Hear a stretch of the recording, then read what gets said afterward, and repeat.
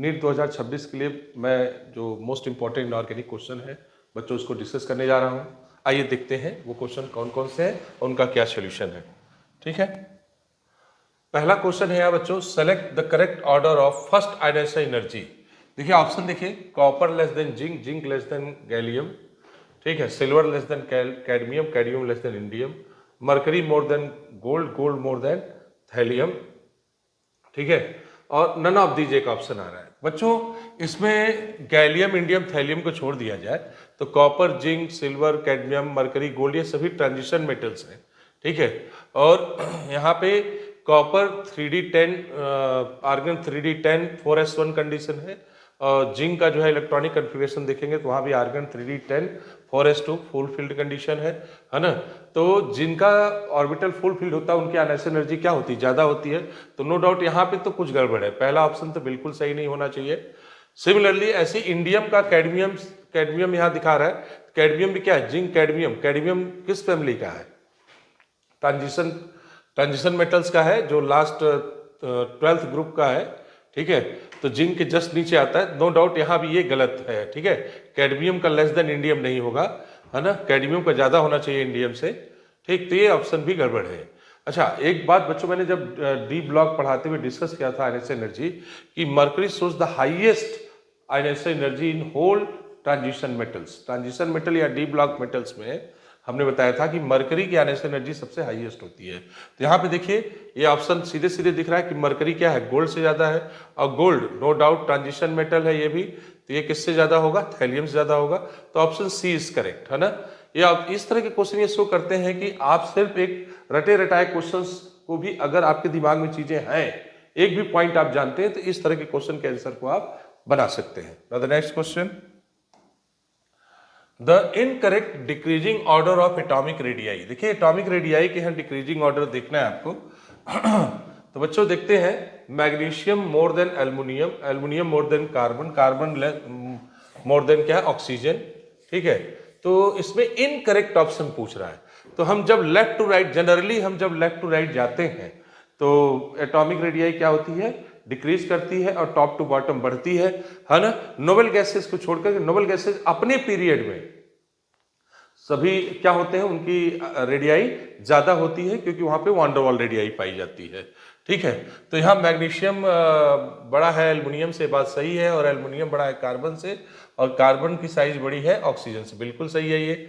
Similarly ऐसे ही क्या है बच्चों, aluminium more than boron, boron more than nitrogen, more than fluorine, ये ऑप्शन भी सही है, ठीक है। बेरिलियम मोर देन मैग्नीशियम, है ना, बेरिलियम लेस देन मैग्नीशियम, क्योंकि ये एक ही फैमिली के हैं दोनों, बेरिलियम मैग्नीशियम, ये ऑप्शन हमको गड़बड़ दिख रहा है।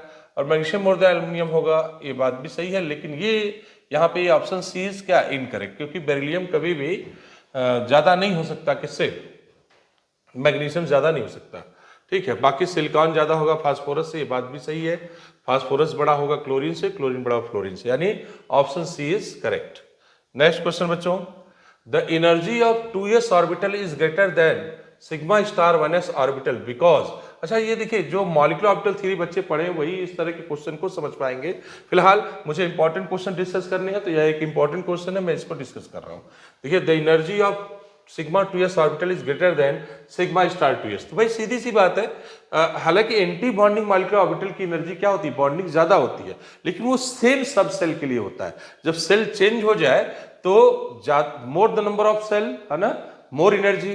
तो जिसके लिए एन, देखिए यहाँ पे क्या है, प्रिंसिपल क्वांटम नंबर यहाँ क्या हो जाएगा, 2 हो जाएगा। तो सिग्मा 2s की एनर्जी क्या होनी चाहिए, ज्यादा होनी चाहिए सिग्मा स्टार 1s से, ये बात सही है। इसका रीजन क्या होना चाहिए, क्योंकि इसका सेल क्या है, ज्यादा है, सेल नंबर इसका अधिक। तो आइए देखते हैं ऑप्शन कौन सा मैच कर रहा है, sigma 2s orbital is bigger than sigma 1s orbital, ठीक है। नहीं नहीं, तो ये तो रीजन नहीं हो सकता, ये sigma 2s orbital is a bonding orbital whereas sigma 1s star is an anti bonding molecular orbital, ठीक है। तो बॉन्डिंग की एनर्जी तो एंटी बॉन्डिंग से कम होती है, एंटी बॉन्डिंग ज्यादा होना चाहिए, तो ये एक्सप्लेनेशन भी सही नहीं है। Sigma 2s orbital has greater value of N, देखिए ये ऑप्शन मैच कर गया, ठीक है। Greater value of N, N मतलब प्रिंसिपल क्वांटम नंबर वैल्यू क्या है, यहाँ ज्यादा है, तो नो डाउट उसकी एनर्जी क्या होगी, ज्यादा then sigma star 1s orbital, बिल्कुल। तो ऑप्शन सी इज करेक्ट, यहाँ पे तीसरे का ऑप्शन सी करेक्ट हो जाएगा। ठीक है बच्चों। Now the next question, given below are two statement, one is labeled as assertion A and the other is labeled as assertion reason R। ठीक, क्या है भाई, the stability order of +1 oxidation state of gallium, indium and thallium is gallium less than indium, indium less than thallium. ठीक है, बिल्कुल सही। Down the group जाने पर 13 ग्रुप में boron, aluminium, gallium, indium, thallium, tendency to show the +1 oxidation state increases due to inert pair effect. Inert pair effect के कारण, है ना, +1 की टेंडेंसी नीचे जाने पे क्या होती है, बढ़ेगी। ग्रुप 13 और 14 दोनों में, वैसे पी ब्लॉक में जनरली ये देखा जाता है inert pair effect. Inert pair effect क्या होता है, unavailability of the pair of valence electron to participate in bonding due to intervening d and f electrons। तो टेंडेंसी टू +1 किसका ज्यादा होगा, थैलियम का। हमें पहला असर्शन करेक्ट है। ठीक है, the inert pair effect stabilises the lower oxidation state down the group. बिल्कुल एकदम, असर्शन भी करेक्ट है, रीजन भी करेक्ट है और उसका एक्सप्लेनेशन भी सही है। तो both A and R are true and R is the correct explanation of A. मतलब असर्शन रीजन दोनों सही है और रीजन जो है असर्शन का सही एक्सप्लेनेशन है, ऑप्शन ए करेक्ट। ठीक है, now the next option, next question, given below are two statement, one is labelled as. अच्छा ठीक है, फिर असर्शन रीजन क्वेश्चन है भाई, सेम डायलॉग है। रीजन असर्शन पढ़ते हैं, the ionic radii of O2 minus and Mg2+, क्या है भाई, आर सेम।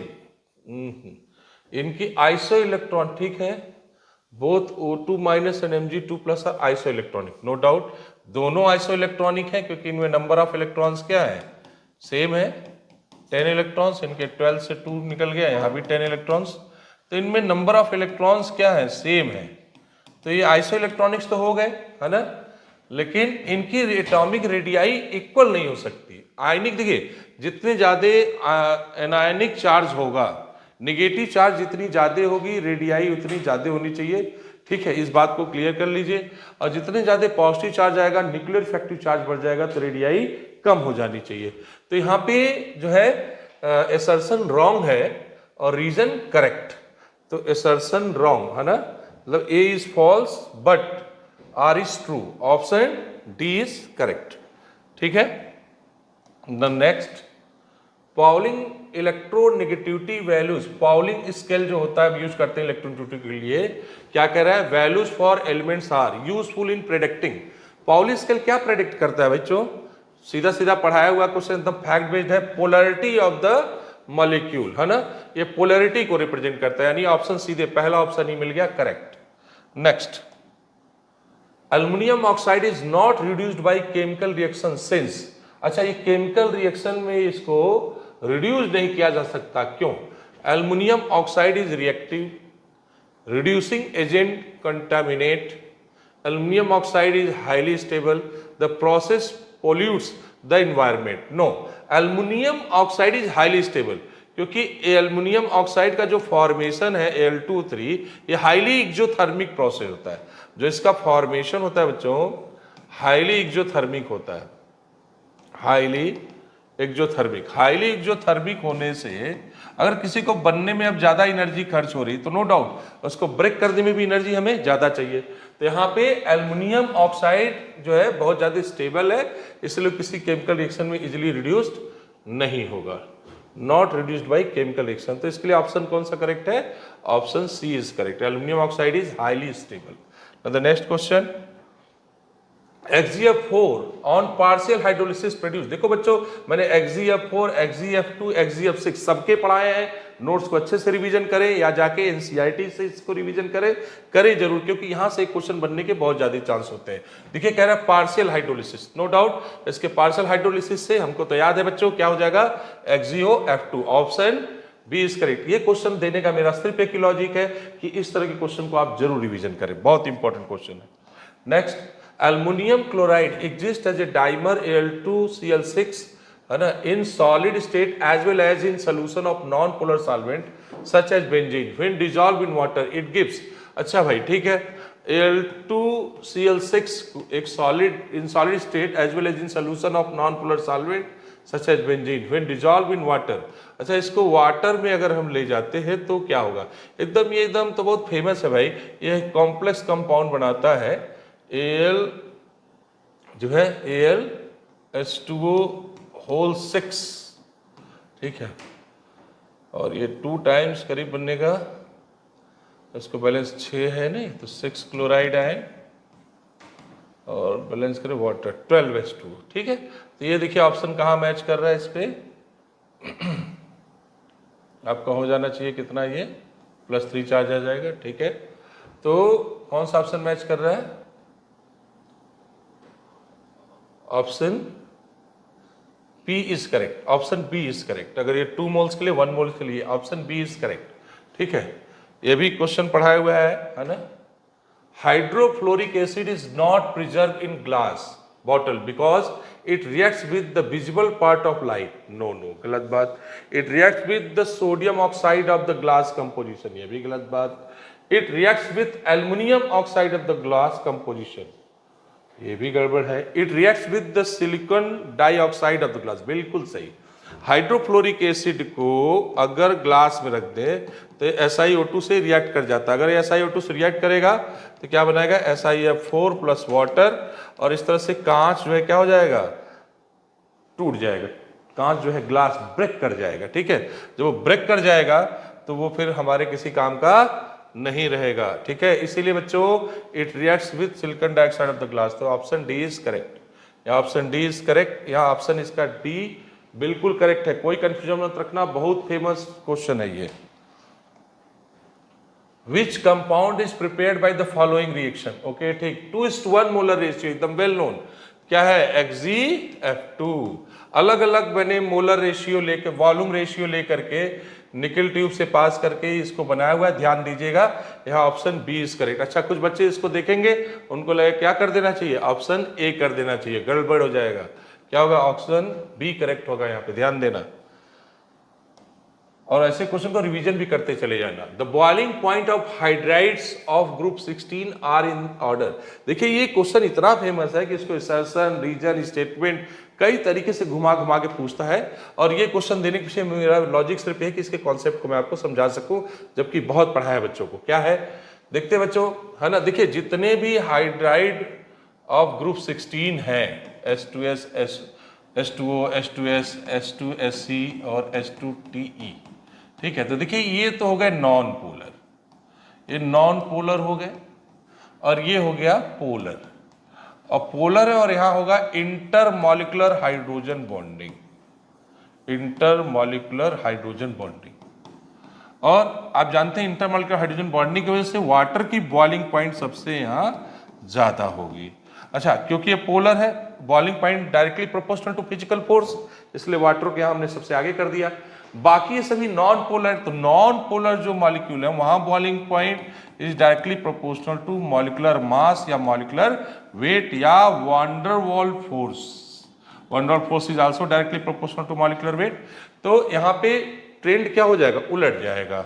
तो H2TE, फिर H2SE, H2S सबसे पीछे होगा, ठीक है। तो यहाँ वेपराइजेशन अगर पूछता तो हम किसको ज्यादा रखते? H2S का, क्योंकि vaporisation inversely proportional to boiling point. अच्छा, एक बार इस क्वेश्चन को, इसी बॉइलिंग पॉइंट को इंथैल्पी, बॉइलिंग पॉइंट को एक बात और यहां समझ लीजिए, इसको इंथैल्पी ऑफ वेपराइजेशन भी कहते हैं, not vaporisation. Vaporisation boiling point का उल्टा होगा, ये इंथैल्पी ऑफ वेपराइजेशन की हम बात कर रहे हैं। अगर enthalpy of boiling, enthalpy of vaporisation कहे तो भी बच्चों को क्या समझना है? इसे बॉइलिंग पॉइंट ही समझना है। कभी कभी छोटे छोटे पॉइंट से बच्चे इस गड़बड़ी कर देते हैं। तो ऐसे क्वेश्चन में याद रखना, boiling point directly proportional to physical force भी होता है, इसीलिए यहाँ वाटर क्या है, उसकी बॉइलिंग पॉइंट मास कम होने से भी इन लोगों से ज्यादा है, क्योंकि boiling point directly proportional to physical force. बार बार जोर दे रहे, ध्यान देना, असर्शन, रीजन कई तरह से क्वेश्चन पूछे जाते हैं। क्वेश्चन देने के पीछे लॉजिक यही है कि आप इसको रिवाइज कर सके। Next question, the element Z equal to 114 has been discovered recently. It will belong to which of the following family? अरे बच्चों देखो, ऐसे क्वेश्चन जब आया तो उनका इलेक्ट्रॉनिक कन्फिगरेशन लिखना बहुत जरूरी हो जाता है, ठीक है। देखिए यहाँ पे रेडॉन ये होता है 86, तो रेडॉन के साथ जो है 86, तो 86 + 14 हम तो ऑप्शन से ही बना सकते हैं। 6s2 हमारा चाहिए कितना 114। तो सिर्फ यहाँ पे हमें एक ही ऑप्शन है 86 प्लस 14 या 28, ये इक्वल टू 114 इलेक्ट्रॉन आ रहा है। और यहाँ 86 14 प्लस 2 116 आ रहा है। और ये 86 इसका रिडान का प्लस 14 प्लस 10 24 और ये 8। ये आपके 2 इलेक्ट्रॉन और बढ़ गए इसमें 4, तो ये हो जाएगा 118। ठीक है, ये हो जाएंगे आपके 117। ठीक है, तो एक ही यहाँ तो सीधे सीधे कार्बन फैमिली और ये इलेक्ट्रॉनिक कन्फिग्रेशन के आधार पे इनका हम तुरंत कर देंगे। कौन सा ऑप्शन करेक्ट हो रहा है बच्चों? 14 का ए करेक्ट होगा। ठीक है, given below are two statement. Statement first, the pentavalent oxide of group 15 element, group 15 यानी nitrogen family, E2O5 is less acidic than trivalent oxide E2O3 of the same element. एक गलत बात है। N2O5 की acidic strength अगर हम देखें nitrogen family 15 group का तो लेके तो N2O3 नो डाउट जितना ज्यादा इस पे ऑक्सीडेशन नंबर ज्यादा होगा उसकी जो है एसिडिक स्ट्रेंथ उतनी ही ज्यादा होती है। ठीक है, तो ये तो बात गलत है भाई, यानी the pentavalent oxide of group 15 element is less acidic, ये मोर एसिडिक होना चाहिए, यानी statement first is wrong. Next, the acidic character of trivalent oxide of group 15 element E2O3 decreases down the group. No doubt भाई, नीचे जाएंगे तो metallic character बढ़ेगा, metallic character बढ़ेगा तो एसिडिक स्ट्रेंथ क्या होगी? डिक्रीज करेगी और बेसिक स्ट्रेंथ बढ़ेगी। तो हम स्टेटमेंट सेकंड इज करेक्ट, बस स्टेटमेंट फर्स्ट इज फॉल्स। कौन सा ऑप्शन मैच कर रहा है? ट्रू, बोथ स्टेटमेंट ट्रू नहीं भाई, बोथ फर्स्ट स्टेटमेंट फॉल्स, गलत बात। True but statement second is false. Statement first is false, statement second is true. Option D is correct, 15 का डी हो जाएगा। Next, the correct order of increasing bond angle in the following species is. ठीक है, यहां पे bond angle देखना है बच्चों। तो जब ऐसे क्वेश्चन, मैंने बॉन्ड एंगल ये कई जगह डिस्कस किया है, केमिकल बॉन्डिंग में भी इस क्वेश्चन को डिस्कस किया है। ठीक है, और केमिकल बॉन्डिंग के साथ साथ हमने पी ब्लॉक भी पढ़ाते वक्त शायद इस तरह क्वेश्चन डिस्कस किए हैं बच्चों को। तो इसमें हम लोग क्या करेंगे, सबका देखो या तो हाइब्रिडाइजेशन देख लें और सेंट्रल एटम पे लोन पेयर इलेक्ट्रॉन देख लें। ठीक है, यहाँ तो सेंट्रल एटम पे हम लोग क्लोरीन देख रहे हैं, है ना। यहाँ कौन है सेंट्रल पे? ऑक्सीजन है यहाँ सेंट्रल पे, फिर क्लोरीन है। ठीक है, तो हम देख लेते हैं क्लोरीन के बैलेंस में 7-8। तो यहाँ bond pair lone pair electron से जाके चेक करेंगे तो पूरी तरह से इसको चेक कर सकते हैं बच्चों। क्लोरीन हो जाएगा 7 से ये 2 इलेक्ट्रॉन ये ले लिया 4, तो ये बच गए इसके पास 3 ClO2। Total balance cell electron कितने इसमें? 7 + 12, ये 19 होंगे। ठीक है, तो बैलेंस सेल इलेक्ट्रॉन जो है इसमें आ जाएगा, इसका bond pair electron, bond pair 2 है, बॉन्ड पेयर इलेक्ट्रॉन ये 16, 19 - 16/2 3.5, यानी देखा जाए तो इसके बैलेंस सेल में क्या आ रहा है? 1.5, सॉरी 1.5 आएगा ये। ठीक है, 1.5 लोन पेयर आ रहे होंगे। Cl2O में ऑक्सीजन यहाँ पे अगर देखें तो 2 इलेक्ट्रॉन ये ले रहे हैं क्लोरीन के, तो 2 क्लोरीन के स्ट्रक्चर ये आ जाएगा। ठीक है, तो 2 2 4 ये हो जाएगा। यहाँ सेंट्रल पे लेंगे तो यहाँ पे 3 इलेक्ट्रॉन बच रहे हैं, 2 इनके साथ जा रहे हैं। ठीक है, यहाँ ऑक्सीजन के साथ यहाँ 2 जा रहे होंगे। ठीक है, तो यह पार्शियल 2 पाई बॉन्ड करेक्टर यहाँ डेवलप हो रहा है। ठीक है, और यहाँ एक एक्स्ट्रा क्लोरीन निगेटिव आ गया, तो एक निगेटिव यानी ये हो जाएगा 20 ClO2-, यानी यहाँ हो जाएगा टोटल बैलेंस इलेक्ट्रॉन 7 + 12 + 1, ये हो जाएंगे आपके 20। बॉन्ड पेयर इलेक्ट्रॉन यहाँ होंगे 16, तो ये हो जाएगा लोन पेयर आ जाएगा 2। तो यहाँ पे 2 लोन पेयर बन रहे होंगे, एक निगेटिव चार्ज की वजह से। ठीक है, और ये तो जितने ज्यादा लोन पेयर होंगे बच्चों, lone pair bond pair repulsion की वजह से एंगल उतनी ही क्या हो जाएगी, कम हो जाएगी। यहाँ 1.5 लोन पेयर आ रहा है, ठीक है, तो यहाँ पे क्या हो जाएगा, यहाँ भी लोन पेयर रिपल्सन इससे थोड़ा कम होगा, तो इनकी बॉन्ड एंगल इनसे ज्यादा होना चाहिए, ठीक है। अच्छा यहाँ पे देखते हैं बच्चों, Cl2O में देखेंगे तो यहाँ लोन पेयर आपको भले 2 दिख रहा है, लेकिन इनके डीपी पाई बॉन्डिंग हो रही है। क्या हो रही होगी यहाँ पे, डीपी पाई बॉन्डिंग होने से इसकी बॉन्ड एंगल Cl2O का क्या हो जाएगा, ज़्यादा हो जाएगा, ठीक है। तो ओवरऑल सबसे ज़्यादा बॉन्ड एंगल किसका होना चाहिए, ClO2 का, ClO2 सबसे ज़्यादा, ठीक है, ठीक है। ClO2 के बाद इन दोनों में लोन पेयर इक्वल इक्वल है, तो डीपी पाई बॉन्डिंग वजह से ये ClO2 माइनस से आगे निकल जाएगा, Cl2O and the next is ClO2 minus. इस पे option D is correct, option D correct हो जाना चाहिए बच्चों, ठीक है। बहुत अच्छा क्वेश्चन है, कई बार आया भी हुआ है और फिर आने के इस तरह क्वेश्चन संभावना बहुत ज्यादा है बच्चों।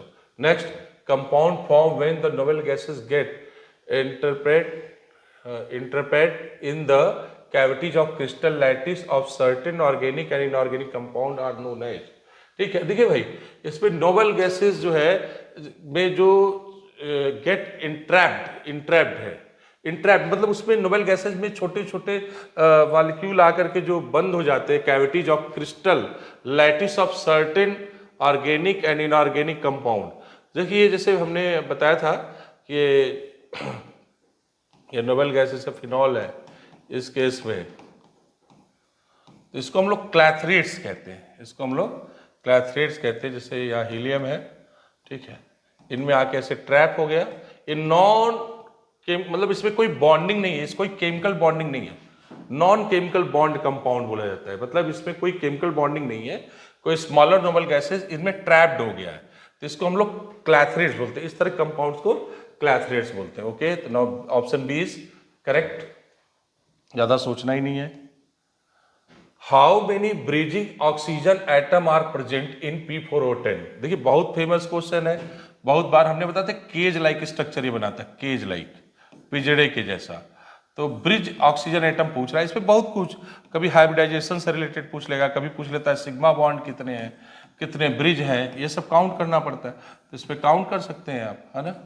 देखिए ब्रिज वाले गिन ले बच्चों, तो ब्रिज एक दो के बीच में जो है वो ब्रिज है, तो एक ब्रिज ऑक्सीजन, दूसरा, तीसरा, चौथा, पांचवा और छठा, टोटल कितने हैं बच्चों, इसमें लोन पेयर, सिग्मा, पाई सब काउंट कराता है, याद रखिएगा। तो आपको जो पूछे उसके लिए आप रेडी रहेंगे कि कितने लोन पेयर हैं, कितने बॉन्ड पेयर हैं, ये आपको चेक करना पड़ेगा, ठीक है। कितने लोन पेयर हैं, कितने बॉन्ड पेयर हैं, सारे स्ट्रक्चर इसमें बहुत इंपॉर्टेंट है, कुछ भी आपसे पूछा जा सकता है। और इजी, और हम कहेंगे ये बहुत आपके लिए इजी और सिंपल है, बस स्ट्रक्चर दिमाग में आपके होना चाहिए, ठीक है। तो यहाँ पे आपसे पूछा है कि कितने ब्रिज ऑक्सीजन एटम है, तो कितने आंसर हो जाएंगे, 6। ऑप्शन ए इज करेक्ट, 18 का डी। ये स्ट्रक्चर जरूर एक बार रिवाइज कर लीजिएगा, है ना, इंपॉर्टेंट है। Given below are 2 statement first, sulfur solid undergo disproportionation reaction under alkaline condition to form sulphide ion and H2O3-2, बिल्कुल ये सही है। S8 जो है अल्कलाइन मीडियम में भाई ये डिस्प्रोपोर्शनेट हो जाता है, मतलब ऑक्सीडाइज भी हो जाता है और साथ साथ रिड्यूस्ड भी होता है। देखिए ये रिड्यूस्ड हुआ है यहाँ, और यहाँ पे क्या हो रहा है, ऑक्सीडाइज्ड हो जाता है। ये कंडीशन ऑक्सीडेशन को दिखा रहा है और ये कंडीशन रिडक्शन को दिखा रहा है, तो ये सही बात है अल्कलाइन मीडियम में। फिर क्या रहा है statement second, chlorate can undergo disproportionation reaction under acidic condition, नहीं ये गलत बात है। क्लोरेट्स कभी भी जो है ये डिस्प्रोपोर्शनेशन में नहीं जाएंगे, ठीक है। क्लोरेट डिस्प्रोपोर्शनेट नहीं होते हैं, ठीक है, क्योंकि अपने हायर ऑक्सीडेशन स्टेट में है, ये जब भी होगा रिड्यूस्ड होगा, लेकिन ये डिस्प्रोपोर्शनेट नहीं होगा, ठीक। हाँ, बल्कि क्लोरीन अगर आप अल्कलाइन मीडियम आप लेते हॉट या कोल्ड NaOH कंडीशन में, तो वो डिस्प्रोपोर्शनेट होता है ना, या फिर क्लोरीन को वाटर से रिएक्शन कराते तब वो डिस्प्रोपोर्शनेट होता, क्लोरेट कभी नहीं होगा। ठीक है, ये ऑलरेडी क्या है, strong conjugate, sorry strong acid तो वीक कंजुगेट बेस की कैटेगरी में आएगा, ये डिस्प्रोपोर्शनेट नहीं होगा। तो statement second is wrong, statement first is true. तो statement first is correct but statement second is incorrect. Option A is correct, यहाँ ऑप्शन ए जो है आपका सही है। नहीं तो next question, the chemical nature of hydrogen peroxide is, H2O2 के बारे में पूछ रहा है, इसका केमिकल नेचर क्या है। ठीक है, पढ़ते हैं बच्चों। Oxidising agent in acidic medium but not basic medium, oxidising and reducing agent in both acidic and basic medium, reducing agent in basic medium but not in acidic medium, oxidising and reducing agent in acidic medium but not in basic medium. देखिए ये acidic basic कोई चक्कर नहीं है, ये acidic medium हो चाहे basic medium हो, क्योंकि इसका ऑक्सीडेशन नंबर ऑक्सीजन का हायर और मतलब हायर ऑक्सीडेशन स्टेट और मिनिमम ऑक्सीडेशन स्टेट के बीच में लाई करता है। ऑक्सीजन का मिनिमम ऑक्सीडेशन नंबर -2 है, मैक्सिमम हम लोग +2 तक देख चुके हैं। ठीक है, जैसे OF2, तो इसका हायर और लोअर के बीच में लाई करता है।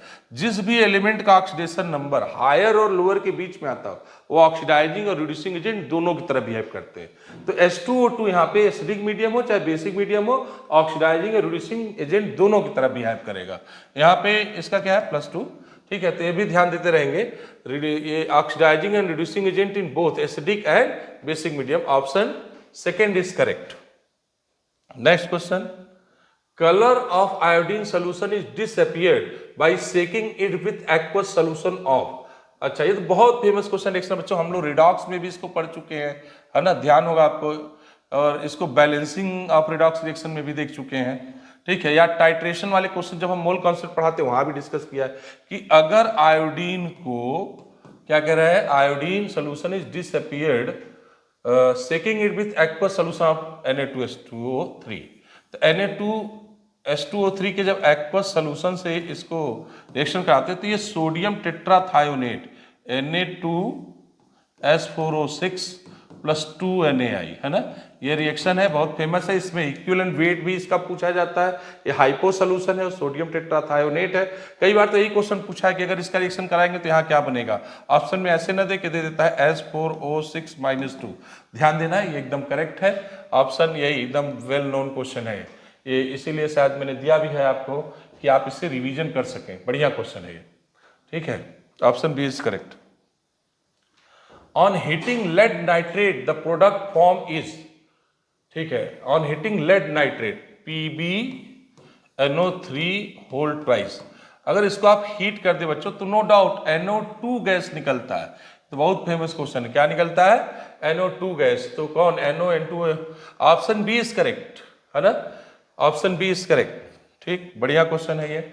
The wrong statement about the fullerene is, fullerenes क्या होते हैं बच्चों, फुलरीन्स होते हैं allotropes of carbon, allotropes of carbon होते हैं जिसमें 5 मेंबर रिंग और 6 मेंबर रिंग होता है, ये बात सही है।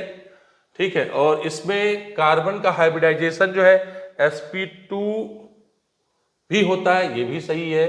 It has 5 member ring carbon, सही है। इट हैज 6 मेंबर रिंग, ये सही है। इट हैज sp2 हाइब्रिडाइजेशन, ये भी सही है। It has 5 member ring more than 6 member ring, ये गलत है ना, ऐसा नहीं होता है, बल्कि 20 मेंबर ये 6 मेंबर रिंग ज्यादा होते हैं कंपेरिजन टू 5 में। तो ये जो रॉन्ग है वही सही है इसमें, यानी 23 का डी ऑप्शन करेक्ट है। On heating di ammonium chromate the gas evolve is X, the same gas is obtain by heating. मतलब डाई अमोनियम क्रोमेट को जब हम हीट करते हैं तो हमें कौन सी गैस, ये हमने पढ़ाया है बच्चों तुम्हें, formation of nitrogen gas. Nitrogen gas के प्रिपरेशन में मैंने आपको पढ़ाया होगा, इसको हीट करते हैं तो नाइट्रोजन गैस मिलता है हमें। तो कह रहे कि ऐसा कौन सा इसमें से है जिनको हीट करने से हमें नाइट्रोजन गैस मिलता है। एकदम फेमस क्वेश्चन है ये। देखिए पहला ही ऑप्शन है अमोनियम नाइट्राइट, इसको हीट, अमोनियम नाइट्रेट नहीं, अमोनियम नाइट्राइट जब हीट करते हैं तो हमें क्या मिलता है, नाइट्रोजन गैस। एकदम, और कुछ नहीं, इनमें से किसी को भी हीट करने से आपको यहाँ अमोनिया मिलेगा, इनको हीट करें तो NO2 मिलता है ना, और यहाँ भी जो है दूसरा का, यहाँ तो नाइट्रोजन कोई चांस ही नहीं है। ठीक, तो ऑप्शन ए इज करेक्ट, 24 का ए करेक्ट हो गया बच्चों। Next question, barium azide is, ठीक है, एकदम क्लियर है बच्चों, जहां नाइट्रोजन का ऑक्सीडेशन नंबर क्या आ जाए, N3 के पावर माइनस, यह है एजाइड। तो कौन सा कंडीशन है इसमें, यहाँ बेरियम माइनस, यहाँ बेरियम +2 तो नाइट्रोजन -2 आ जाएगा, यहाँ +4 तो -4, नहीं ये भी नहीं होगा, Ba3N2 ये नाइट्राइड हो जाएगा, ये नहीं होगा क्योंकि यहाँ पे +6 आएगा, नो डाउट गलत है, N पावर -3 हो जाएगा। यहाँ ऑप्शन बी, यहाँ +2 तो -2, N3 होल ट्वाइस पर -2 तो N3 के ऊपर minus, azide, option C is correct. तो 25 का ऑप्शन सी इज करेक्ट बच्चों। इस तरीके से 25 क्वेश्चन बच्चों कंप्लीट हुए, है ना। नेक्स्ट 25 क्वेश्चन के सोल्यूशन भी आपको जल्दी ही मिल जाएंगे। Thank you.